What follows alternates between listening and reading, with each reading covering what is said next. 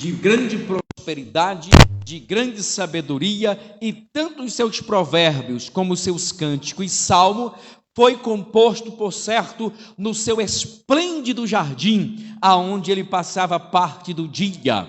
Enquanto encontramos Isaías, que era filósofo e estadista, encontramos Daniel, que era ministro do rei, encontramos Amós, que era vaqueiro, boieiro e cultivador de figueira brava, que é o sicômoro. Encontramos também Mateus, que era cobrador de impostos, e encontramos Pedro e João, que eram simples pescadores, mas encontramos Lucas, o único escritor grego da Bíblia, que era médico e historiador, um homem de grande instrução, e encontramos Paulo, o homem que estava além do povo da sua época, em sua capacidade intelectual. E em tudo quanto foi escrito por eles, tudo entra em harmonia, porque o autor da Bíblia é o próprio Deus, através da pessoa do Espírito Santo, que nos trouxe revelação. E como diz Pedro na sua segunda carta, capítulo 1, versículo 21, que nenhuma profecia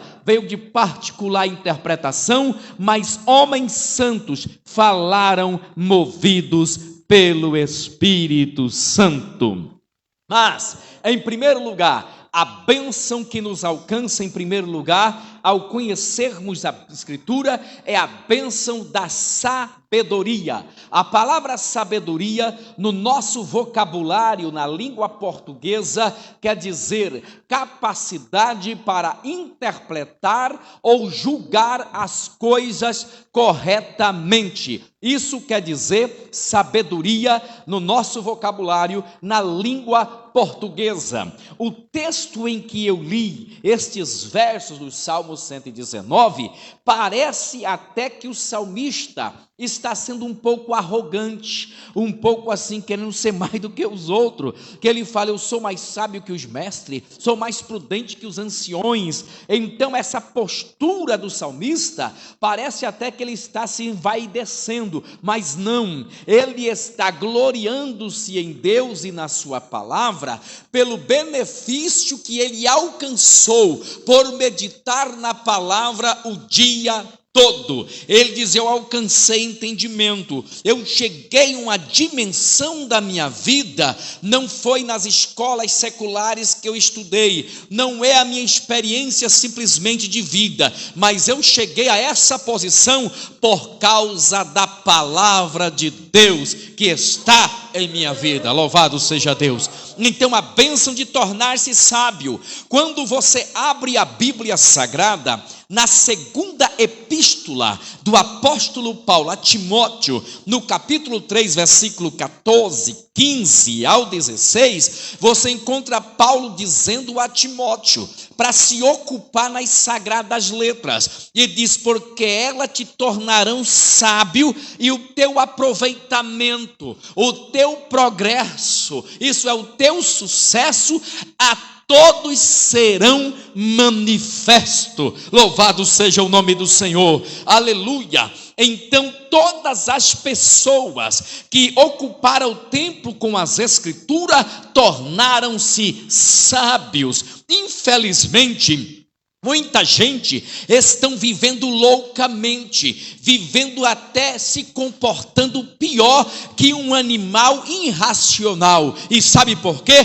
Por desprezar as Escrituras. Eu costumo dizer que a Bíblia ensina você a ser pai e ensina a ser filho, ensina a ser mulher, também ensina a ser marido, ensina a ser pastor e ensina a ser pastoreado. A Bíblia ensina a ser patrão, ensina a ser empregado. Tudo quanto na área da vida que nós quisermos ser instruído, nós encontramos através das sagradas Escrituras. Então, em primeiro lugar, as Escrituras podem nos tornar sábio. Louvado seja Deus. Em segundo lugar, a segunda bênção que nos acompanha através das Escrituras é de ter um caminho puro. Isso é, um caminho sem marcas, um caminho sem, dizer aqui numa linguagem mais clara, sem sujeira.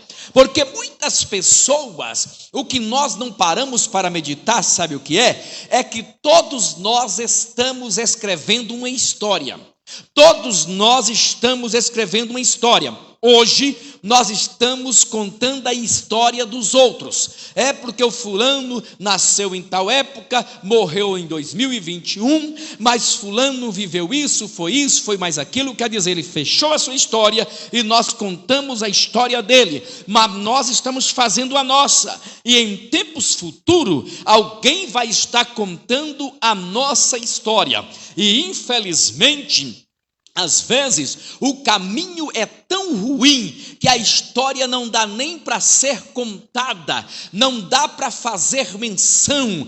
Porém, aqueles que vivem conforme a palavra de Deus têm o privilégio de ter um caminho puro, um passado puro, uma vida pura. E alguém em tempos futuros poderá dizer àquele homem ou àquela mulher o estilo de vida, a forma em que vivia, a forma em que se conduzia, nos deixou exemplo, nos deixou legado. Nós conseguimos isso através das sagradas escrituras. O salmista faz uma pergunta: como purificará o jovem o seu caminho? Como ele vai tornar puro? E ele mesmo responde: observando conforme a tua palavra. Eu ouvi muito um pastor que me pastoreou dizer: quem faz de acordo com a Bíblia não erra. Quem faz de acordo com a Bíblia não comete erro. O problema é que nós fazemos sempre ao contrário do que a Bíblia diz. Ainda ontem, em uma reunião com um pastor, que é um pastor auxiliar do ministério, nós tivemos uma conversa, antes de ontem, quinta-feira, na verdade, nós tivemos uma conversa, e ele falando comigo algumas coisas, que envolvia também a minha pessoa, e eu disse para ele, você já ouviu o presidente da república dizer que joga dentro das 4 linhas da Constituição? Ele disse sim. Eu falei, então vou dizer para você a palavra dele: eu estou jogando dentro das 4 linhas da Constituição divina. Eu estou aqui com a Bíblia. Não adianta ninguém querer manchar a vida ou querer difamar quem está pautado através das sagradas escrituras, porque a Bíblia por si só, se eu estiver vivendo ela tem poder para tornar o meu caminho puro, e aquilo que vir me atacar ou querer me desviar, enquanto eu estiver olhando e observando o que nela está, sabe o que vai acontecer? Tudo vai por terra, e vai se cumprir o que está dizendo no Provérbio 14:18: a vereda do justo é como a luz da aurora, brilha mais e mais até ser dia perfeito. Mas o homem só consegue isso enquanto ele respeita essa palavra, enquanto ele valoriza essa palavra. Às vezes eu não sou aquele pregador que muitas pessoas gostam de ouvir. Algumas pessoas até criticam, e na verdade até falam coisa que eu não fiz essa semana. Alguém falou: ouvi você rodopiar. Eu nunca rodopiei dentro de igreja pregando. Eu toda a vida fui conhecido como alguém que prega a Bíblia. Inclusive algumas partes desse estado, o meu nome é Eliezer Bíblia, porque o meu compromisso é com as escrituras, é com o que está escrito. Eu não tenho compromisso com aquilo que as pessoas criaram. Aqui não pode isso, aqui não pode aquilo, aqui tem que ser assim, aqui tem que ser daquele jeito, mas não tem base bíblica. Se não tem base bíblica, desculpe a minha expressão, pegue a sua tradição com tudo, vai até para os quintos dos infernos.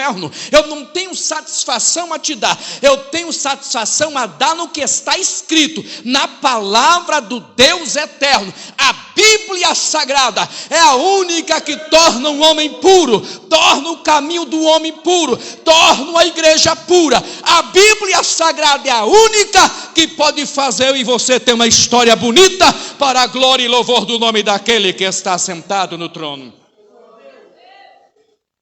Aleluia. Então, em segundo lugar, a bênção de ter um caminho puro.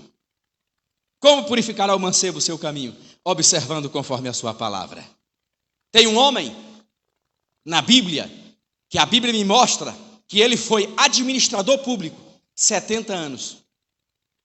Se você corrigir na história, você vai encontrar. Com 70 anos de administração pública, procuraram defeito nele, e vício, e culpa, e não acharam. Daniel chegou com 16 anos de idade aproximadamente em Babilônia, e quando ele estava com 86, cabecinha branca já, o povo tentou achar um defeito nele e não achou. Disseram, a única culpa que achamos nele é na lei do seu Deus. Mas ele lá com 16 anos está escrito, assentou Daniel no seu coração, não se contaminar. Oh, glória a Deus. E por que Daniel se assentou assim? Por causa da palavra. Aí eu vou até mexer no negócio aqui, me aguenta. Aí tem um punhado de gente, até pastor, gente. Deixa eu dizer uma coisa para vocês. Até pastor, e pastor pastoreando. O caba cuida de uma igreja, preside um ministério e quer ser candidato. Se quer ser candidato, entrega a igreja. Entrega a igreja. E isso aqui tem uma coisa, eu não estou falando de acordo com o estatuto, não. Eu estou falando de acordo com a Constituição divina. De acordo com a Constituição divina. Aí as pessoas usam isso, sabe para quê? Para dizer, não, mas Daniel, José, desculpe-me. Eu acho que nós tínhamos que lavar a boca para mencionar o nome desses homens. Eu acho que nós tínhamos que lavar a boca para mencionar o nome desses homens. Porque esses homens não se apartaram da palavra. E entrou ano e saiu ano. A história deles é limpa, é bonita. É uma história perfeita. Porque viveram de acordo com a palavra. E se eu encontrar alguém igual José e Daniel, eu vou aplaudir de pé. Louvado seja o nome do Senhor nos nossos dias. Porque está difícil. Mas vamos lá. Em terceiro lugar, a terceira bênção que nos acompanha através da palavra, sabe qual é? A bênção de vencermos o pecado. Pastor, o que é pecar? É errar o alvo. Pecar é errar o alvo. O nosso padrão é viver uma vida de santidade, uma vida pura. Porém, o pecado é o desvio deste alvo. Quando nós não atingimos o alvo, nós pecamos. Mas o que acontece hoje? No que mais nós damos crédito hoje? O que mais nós acreditamos? Ou qual mais nós ingerimos dentro de nós? Nós estamos cheios. Hoje, se você perguntar para o povo aí como é que está o Flamengo, as pessoas sabem como está. Como está o Corinthians, as pessoas sabem tudo e conhecem todo jogador, quem está com multa, quem tem cartão amarelo, quem está expulso, quem não vai para o próximo jogo, quem está com a lesão, sabe de tudo. Se você perguntar sobre as novelas, as pessoas sabem. Politicamente, tem pessoas que faz política mais do que o próprio candidato, então sabe de tudo. Mas quando você procura a Bíblia, não sabe. E inclusive as pessoas me dizem bem assim, pastor, eu tenho dificuldade de guardar um versículo da Bíblia na minha mente. Eu tenho dificuldade de decorar um versículo. A minha mente é tão ruim. Mas se você contar uma fofoca para ele, ele não esquece. Ele leva aquela fofoca rapidinho e até mais floreada para o outro. Se você contar uma piada para ele hoje aqui, daqui 20 anos, ele está contando a mesma piada. Sabe por quê? Porque tem lugar para tudo quanto não presta, menos para a palavra de Deus. E eu descobri uma coisa: nós só conseguimos guardar o que nós amamos. Se nós não amamos, nós não guardamos. Nós só conseguimos aprender e desenvolver algo que amamos. Se você for fazer um serviço que você detesta, você faz ele pela metade, faz ele mal acabado porque você não gosta daquilo ali. Mas se você está fazendo um trabalho que você gosta, você faz bem feito. Ainda que é um trabalho difícil, ainda que tenha sofrimento, mas você gosta daquilo, você faz e fica perfeito, porque o seu coração está naquilo ali. Sabe quando eu e você vai conseguir vencer o pecado? Quando o meu e o teu coração estiver na palavra, e a palavra estiver em nossos corações. Louvado seja o nome do Senhor, do nosso Deus eterno. Então, em terceiro lugar, é a bênção de vencer o pecado. Às vezes, na grande maioria, somos vencidos. E o salmista está dizendo no Salmo 119, versículo 11, dizendo: escondi a tua palavra no meu coração, para eu não pecar contra ti. Então, se a palavra não estiver dentro de nós, na nossa alma, nós vamos pecar, porque o antídoto contra o pecado é a santa, bendita e gloriosa palavra do Deus eterno. Mas o que acontece com a gente nos dias atuais? Nós passamos mais tempo na rede social do que com a Bíblia. Nós passamos mais tempo envolvido com outras coisas do que com a palavra. Nós temos prioridade para tudo. Prioridade para o almoço com os colegas, prioridade para isso ou para aquilo, para mais tantas coisas, para o nosso serviço, nossa vida própria.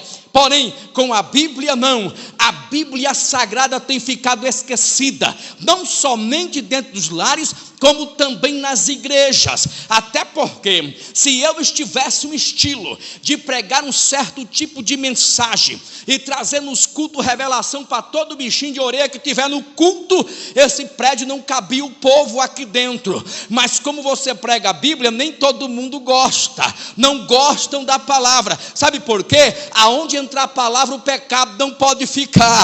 Você pode até ficar onde a palavra está pregada, mas com o pecado você fica incomodado. A palavra de Deus faz você não se sentir bem no pecado, porque enquanto o pecado estiver, a palavra vai estar martelando em sua vida, até que o pecado vá, e ela pode tomar a plenitude. Louvado seja o nome do Senhor. Somente através da palavra de Deus, eu e você consegue vencer o pecado. Mas em quarto lugar, a quarta bênção das Sagradas Escrituras em nossa vida é conseguir conquistar uma liderança de sucesso. Quando Josué assumiu o lugar de Moisés, Josué estava preocupado. Eu costumo dizer que Josué não estava dormindo. Josué perdeu o sono. Porque assumir uma igreja bagunçada é até bom. Porque qualquer coisinha que você arrumar aparece. Mas assumir uma igreja que está tudo em ordem, é difícil aparecer alguma coisa.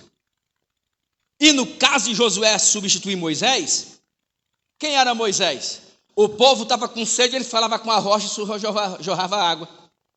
O povo estava com fome, ele orava, caía maná do céu. Ou então Deus soprava no mar, que na minha inteligência humana era para vir peixe, mas veio codornize. Deus mandou um vento no mar e veio codornize. Só Deus fazer um negócio desse. Está lá, está escrito. Soprou o vento durante a noite no mar e de manhã cedo estava cheio de codornize. Está escrito. A Bíblia diz que 40 anos que o povo andou no deserto, o pé não inchou dentro do sapato e nem as vestes ficaram velhas. Esse era o pastor Moisés. Josué ia substituir Moisés. Eu acredito que Josué não estava dormindo. Aí aparece Deus e diz: Josué, ser homem. Essa palavra ser homem quer dizer: tenha pulso, não arrede o pé, seja firme. Seja firme. Agora, quer ter sucesso? Não se aparte do livro dessa lei. Aí eu pergunto para você, o que é ter um ministério de sucesso? Na mentalidade de alguns é o seguinte: é você arrebanhar um povo e ter milhões de seguidores. Talvez não seja sucesso. Você sabe o que é ter um ministério bem sucedido? É quando você olhar para trás e encontrar pessoas que já tiveram na desgraça e na miséria, mas ao encontrar com você tiveram a vida mudada. Isso é bem sucedido.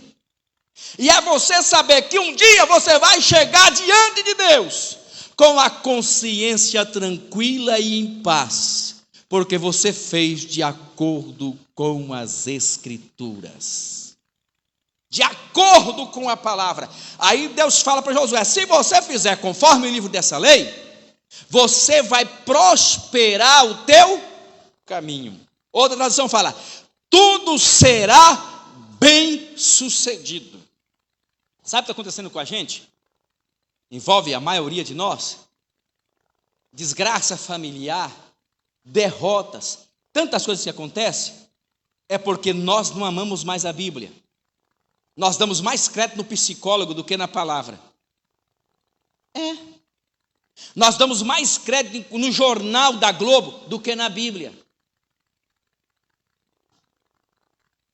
Eu conheço gente que não perde um jornal da Globo, ou qualquer outro jornal, mas passa a semana sem ler a Bíblia. Quem ele está dando mais crédito?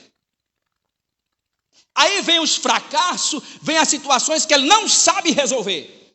Eu não estou dizendo que você não deve se aconselhar com alguém inteligente, com pessoas sábias, ler bons livros, fazer bons cursos, é necessário estudar, a Bíblia recomenda isso, mas o teu principal livro é a Bíblia Sagrada. O teu principal livro é a Bíblia Sagrada. Eu fui criado em um lar que meu pai aprendeu a ler na Bíblia, mas eu levantava de manhã e estava com a Bíblia na mão, meio-dia ele estava com a Bíblia na mão, de tarde ele estava com a Bíblia na mão. O melhor professor de escola dominical que eu conheci.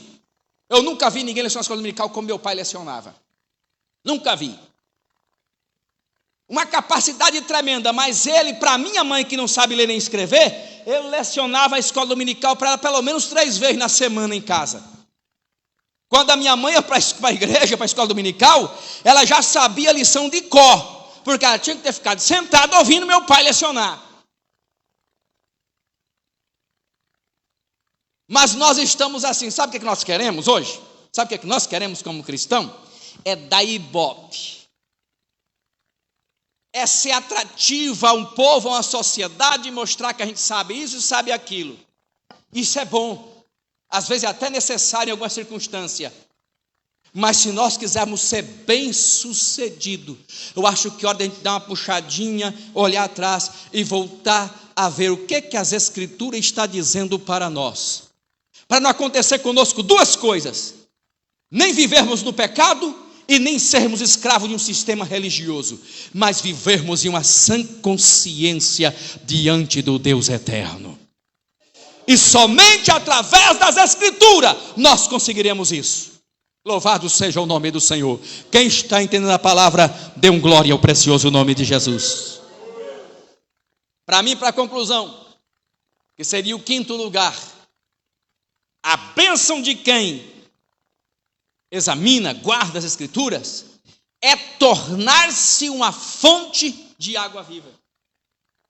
Os judeus tinham a festa, e nessa festa, quando era o encerramento dela, eles tinham um ritual de pegar água e derramar perante o Senhor.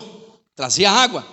E foi justamente nesse momento que Jesus se colocou em pé e diz assim: eu sou a fonte de água viva. Quem tem sede, vem a mim e beba. Olha o que Jesus conclui no verso 38, João 7,38. Quem crê em mim, como diz as Escrituras, rios de água viva fluirão do seu interior. Olhe para mim, preste atenção nisso aqui. É crer como diz as Escrituras. Não é crer como diz o irmão que teve uma revelação não sei de onde. Não é isso. Não é crer como disse o teólogo que escreveu tal livro e deu tal nota e fez isso, fez aquilo. É como diz as Escrituras. Aleluia. Oh, glória seja dada ao nome do Senhor. Houve uma época que as nossas igrejas não tinha Bíblia de estudo. Não tinha. Pregadores de 30 anos atrás, aqui no Brasil, a grande maioria não tinha a Bíblia com notação de rodapé. Pouquíssimos tinham. De 40 anos atrás, não tinha esses recursos teológicos e tecnológicos que temos hoje. Não tinham. Mas você chegava para o dirigente do culto, que não tinha um certificado de 4ª série primária, e perguntava para ele: onde está escrito isso assim, assim? Ele ia lá, está aqui. A Bíblia deles era toda rascunhada, toda marcada. Do meu pai era assim. Toda grifada. Porque eles viviam de acordo com a palavra. Mas eu lembro de algumas igrejas, eu não estou querendo dizer que eu vivia do passado, que viver do passado é museu, mas a igreja do passado nos deixou exemplo, que está sendo esquecida. Tinha um famoso culto de doutrina, que orávamos no mínimo 30 minutos, e depois tinha no mínimo 40 minutos de estudo bíblico. O famoso culto de doutrina, aonde a Bíblia era pregada. Eu fui aluno da escola dominical com 6 anos de idade. De 6 anos de idade eu lembro. E eu era obrigado com 6 anos de idade a fazer, sabe o quê? Chegar aqui na frente do povo domingo de manhã e falar um versículo de cor. Os professores nos obrigavam a fazer isso, Onésimo. Os professores da escola dominical nos obrigavam a decorar versículo bíblico. Aí quando a gente fazia a filinha aqui na frente, se apresentava a classe das crianças e a gente tinha que citar um versículo da Bíblia de cor. Se não desse para todo mundo citar, domingo aqui era o meu, do fulano, no outro domingo eram os outros. Era dessa forma. Mas hoje nós não estamos ensinando mais nada para os nossos filhos. E sabe o que está acontecendo hoje? Hoje nossos filhos têm celular de última geração, com Wi-Fi liberado, para pesquisar o que quer, ver o que quer, e aí tem uns que ficam até madrugada e depois quer levantar 11 horas da manhã. Aí estamos criando monstros, sem sentimento. Desculpe a minha franqueza, uma geração que tinha tudo para ser uma bênção, mas é adolescente deprimido, é adolescente se suicidando, o índice de adolescentes se suicidando aumentou. Aí eu pergunto, aonde nós erramos? Não pegar o exemplo dos nossos pais, criar filho com Bíblia, desde o culto doméstico de manhã até a noite. E não tinha disso não, se eu falasse que não queria ir para a escola dominical, eu ia, eu apanhava, eu tinha que ir. Se eu falasse que não ia para o culto de ensino, ou eu ia, eu tomava uma surra.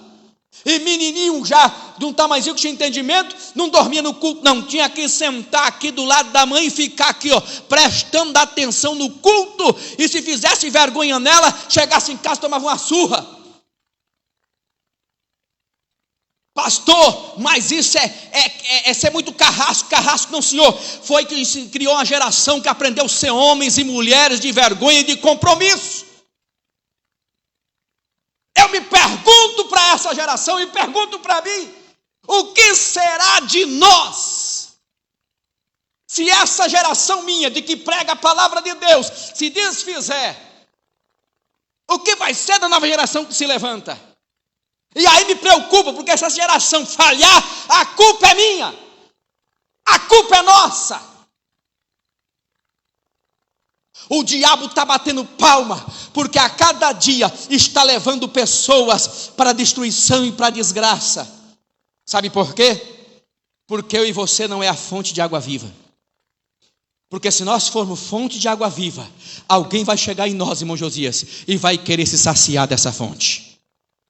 Eu nunca vi uma pessoa com muita sede rejeitar água saudável. Antes, toda pessoa sedenta corre para próximo da fonte. Se o sedento não está correndo para nós, tem um negócio errado aí. E se nós quisermos ser fonte de água viva, temos que crer como diz as Escrituras. O caminho é esse. Aleluia. Oh, glória a Jesus. Estamos preocupados, às vezes, com muitas outras coisas, e menos de colocar nossa vida em ordem diante do Senhor, conforme diz a palavra. Quem crê em mim, como diz as Escrituras, rios de água viva fluirão do seu interior. Eu quero concluir só fazendo uma pergunta e não responda para mim. Fique entre você e Deus. Alguém pode te procurar com respeito à salvação? Se alguém te procurar, vai encontrar Deus aí? Que esse rio de água viva, o João fala, ele disse do Espírito Santo que haveria de se entregue a nós. Ele disse do Espírito Santo que fluiria através de nós. Eu gosto de andar muito na selva, e aqui em Rondônia, principalmente em Rondônia. Dessa época em diante, na selva, tem umas fontes de água que é a coisa mais linda. Eu conheço uma das fontes, que agora mês de março, você anda 10 quilômetros, 12 quilômetros na beira dela, você vê uma água dessa profundidade assim, quase 1 metro, clarinha, que você olhar de uma vez, você vê a areia e não vê a água. Coisa mais linda. Mas quando chegar mês de outubro, para novembro, setembro, outubro, começo de novembro, esse ano está diferente, em novembro choveu bastante, mas normal nos outros anos, aqui em Rondônia, você pode correr dentro dela, não tem uma água. E está cheia de espinho, de inseto e de folha. Aí quando começa a chover, elas aumentam a água. Tem um povo na igreja desse jeito. Sabe quando eles têm água viva? Só quando chega o pregador do avivamento. Aí o pregador chega aqui, revela um punhado e faz aí ele... Mas faltou, ele seca. Faltou, ele vira morada de escorpião de novo. Fica cheio de tudo quanto não presta. Se eu e você estiver de acordo com a palavra, nós vamos suportar a estiagem espiritual. É por isso que tem pessoas, vem dificuldade, vem uma, vem outra, passa uma situação, passa outra, passa tantas as coisas. Quando você chega nele, você vê que Deus está na vida dele. Pastor, ele é melhor do que os outros? Simplesmente, ele leva a sério a Bíblia Sagrada em sua vida. Esse é o fundamento. Amém? Quantos entenderam a palavra? Dêem glória a Deus. Deus quer fazer de mim uma fonte transbordante, de você também. E tem muitas pessoas sedentas. Tem muitas pessoas procurando. Eu lhe convido a estar em pé. Nós vamos orar para o encerramento. Já estão 9 horas. Terça-feira, culto de ensino da palavra. Sexta-feira, o culto com o ciclo de oração, que está uma bênção. Quem esteve sexta-feira aqui? Amém? Eu vi as fotos lá, estava bom, graças a Deus. E sexta-feira vamos estar juntos. Sexta passada eu estava chegando de viagem, não pude estar. Na outra, né, atrasada. Essa passada, eu, como já disse, estava ali em Seringueiras. Mas sexta agora, acredito que estaremos juntos aqui, adorando, estaremos juntos adorando o nome do Senhor, o nosso Deus eterno. Assim os trabalhos prosseguem. Glória a Deus.